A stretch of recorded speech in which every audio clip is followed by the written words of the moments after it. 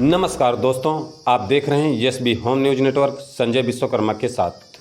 दोस्तों, अभी तक अगर एसबी होम न्यूज़ को सब्सक्राइब नहीं किए हैं तो यूट्यूब पर जा करके कृपया चैनल को सब्सक्राइब करके चैनल को मजबूत बनाएं। हिस्सेदारी। एक और लास्ट सवाल, जैसे हम शुरुआत किए थे अखिलेश यादव और स्वामी प्रसाद मौर्य के ऊपर, केशव प्रसाद मौर्य और अखिलेश के ऊपर, दोनों नेताओं में किसको आप मानते हैं कौन सही है कौन गलत है? देखिए, अगर हम नेताओं की तुलना करें तो हकीकत तो यह है कि नेता पिछड़े समाज से दोनों आते हैं, लेकिन यह एकदम कटु सत्य बात है कि अब वह पिछड़ों की राजनीति या पिछड़ों के मुद्दे पे काम नहीं कर रहे हैं। तो अगर हमको इस बात का एनालिसिस करना हो कि नेता कौन सही है, तो हमारे हिसाब से तो नेता कोई नहीं सही है। इसलिए कि केशव जी केवल लिखी लिखाई रटी रटाई बात भारतीय जनता पार्टी की करते हैं और आदरणीय अखिलेश यादव जी को सब कुछ मिल गया है। उनको तो आज रोड पे संघर्ष करना चाहिए। पिछले विधानसभा के चुनाव में जिस तरीके से संघर्ष करना चाहिए था उन्होंने नहीं किया।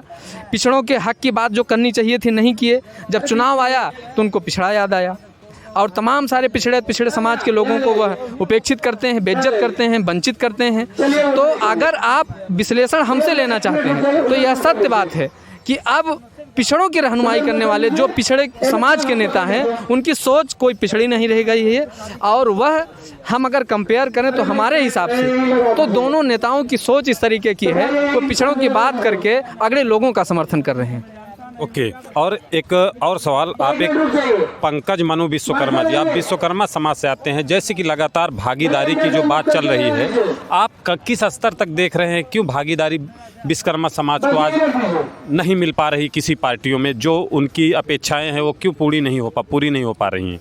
भाई देखिए, मैं शुरू से छात्र राजनीति से ही राजनीति कर रहा हूँ अपने उम्र के 18 साल से, और हमारे तमाम सारे लोगों से संबंध रहे हैं।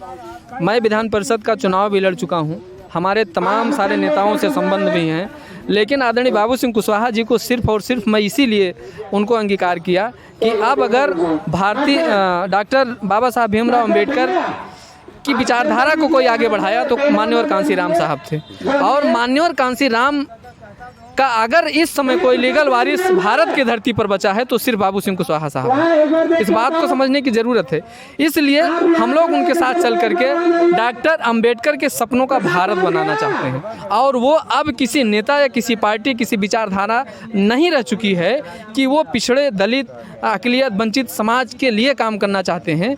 इसलिए हम लोग उन पर विश्वास करके उनके साथ जुड़ करके काम करना स्वीकार किए हैं और उनके साथ लगातार काम भी कर रहे हैं। आगे इस विचारधारा को आगे बढ़ाने के लिए काम भी करेंगे। आप काफ़ी दिनों से आप अपने इतने युवा वर्ग में काफ़ी दिनों से आप राजनीति कर रहे हैं, राजनीति में सक्रिय भी हैं आप। शिक्षा जब कॉलेज के समय से ही आप राजनीति कर रहे हैं, आपने क्या देखा और क्यों आज तक विश्वकर्मा समाज को जो भागीदारी की बात आती है उसमें आपने क्या विश्लेषण किया? क्यों आज तक भागीदारी नहीं मिल पाई है आप लोगों को किसी पार्टियों में?